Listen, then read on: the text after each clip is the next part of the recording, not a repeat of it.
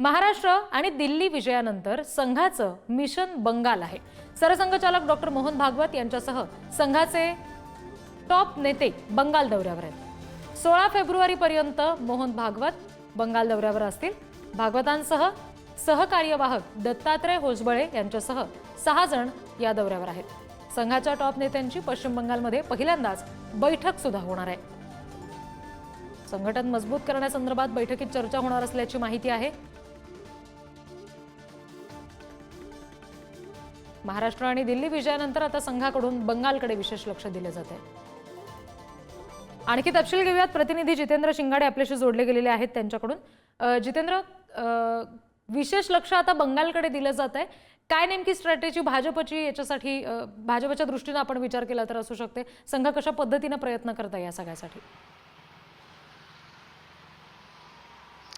नक्कीच रिद्धी, कारण महाराष्ट्रामध्ये जो घवघवीत यश मिळालं त्या पाठीमागे कुठे ना कुठे संघाची भूमिका होती आणि ते तसं बोलूनही दाखवलं जातं। त्यानंतर आता दिल्लीचा निकाल लागलेला आहे। दिल्ली विधानसभेतही जे आहे ते भाजपने एकहाती सत्ता स्थापन केली आणि सत्ता प्राप्तही केलेली आहे। आणि त्यानंतर आता जे पुढचं जे मिशन आहे ते भाजपचं किंवा संघाचं, त्या पाठीमागे असलेली भाजपच्या पाठीमागे असलेली मोठी जी शक्ती आहे ती संघाची आहे आणि ती आता शक्ती पश्चिम बंगालमध्ये लावण्याच्या तयारीत पूर्णपणे भाजप किंवा संघ असल्याचं आपल्याला दिसून येते। आणि याच निमित्ताने संघाची महत्त्वाची बैठक आहे 12 आणि 13 तारखेला पश्चिम बंगालमध्ये आयोजित करण्यात आलेली आहे। संघाचे सर्व जे टॉप लीडर्स आहेत, ज्यामध्ये सरसंघचालक डॉक्टर मोहन भागवत यांच्यासह दत्तात्रय होसबळे आणि सर्व इतरही कार्यवाह जे आहेत त्यांची एक महत्त्वाची बैठक आयोजित करण्यात आलेली आहे। 12 आणि 13ला पश्चिम बंगालमध्येही आयोजित करण्यात आलेली, कलकत्त्यामध्येही राहणार आहे। आणि पहिल्यांदा ही बैठक जी आहे ती अशा प्रकारची बैठक पश्चिम बंगालमध्ये होते। त्यावरून आपल्याला लक्षात येऊ शकतं की आता पुढच्या वर्षी जवळपास मार्चमध्ये पश्चिम बंगालमध्ये निवडणुका लागण्याची शक्यता आहे। आणि त्यापूर्वी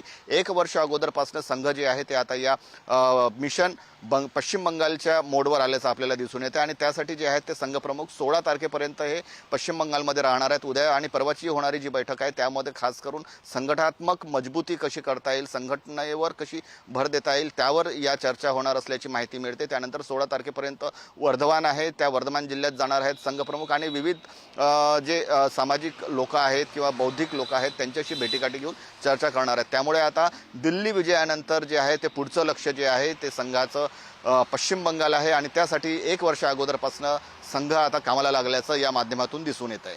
रिद्धी जी, धन्यवाद सगळ्या तपशिलांसाठी जितेंद्र।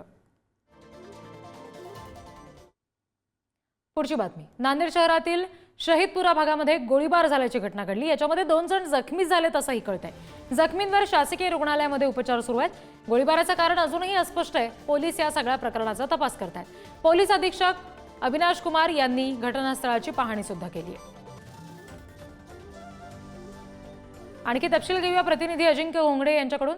अजिंक्य, कोणी नेमकी गोळीबार केला समजू शकलाय का? आणि संबंधित जखमी नेमकी कोण आहेत हे सुद्धा याची सुद्धा माहिती कळतेय का? नक्कीच रिद्धी, नांदेड शहरातील गुरुद्वारा परिसरामध्ये शहदपुरा भाग आहे। या भागामध्ये गोळीबाराची घटना घडलेली आहे। या गोळीबारामध्ये 2 जण जखमी झाल्याची प्राथमिक माहिती सध्या मिळाली आहे। गोळीबार झालेल्या जखमीवर सध्या गुरु गोविंद सिंग शासकीय रुग्णालयात उपचार सुरू असून ही गोळीबाराची घटना नेमकी कशामुळे झाली, पूर्वीच्या वादातून झाली का किंवा याला काय पार्श्वभूमी आहे याचा पोलीस सध्या तपास करत आहेत। स्वतः पोलीस अधीक्षक अविनाश कुमार यांनी सुद्धा या परिसराची पाहणी करून भेट घेतलेली आहे।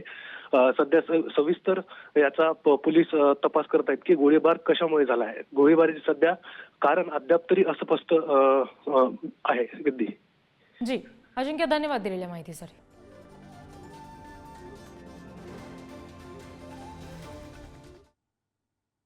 पुढची बातमी, नाशिकमधील 3 बांगलादेशी हे नारायणगावकर बनले। तिघांचे आधार कार्डसह एकाचं मतदार यादीत सुद्धा नाव आढळलंय। त्याच्यामुळे खळबळ माजली आहे। नाशिक पोलिसांनी 8 बांगलादेशी नागरिकांना अटक केलेली होती। 8 पैकी तिघांकडे नारायणगावचा रहिवासी दाखला सापडलेला आहे। नाशिक पोलिसांकडून 8ही बांगलादेशींची कसून चौकशी सुरू आहे।